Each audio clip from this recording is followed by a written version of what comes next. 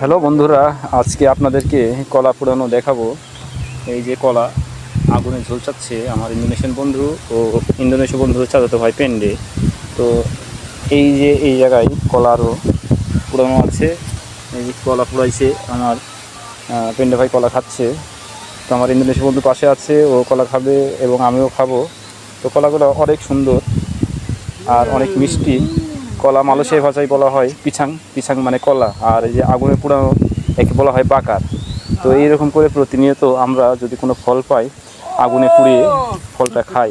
তো পাম বাগানে আমাদের রান্না করার মতো পরিবেশ নাই, এই কারণে আমরা কলা পুড়িয়ে খাই বা আরও আদার্স ফল পুড়িয়ে খাই। তো এরকম আরও অনেক ভিডিও আপনাদের মাঝে উপহার দিব। আমার ভিডিও যদি ভালো লাগে তাহলে আমার ভিডিওতে লাইক, কমেন্ট, শেয়ার, সাবস্ক্রাইব করবেন। সবাই ভালো থাকবেন। আসসালামু আলাইকুম।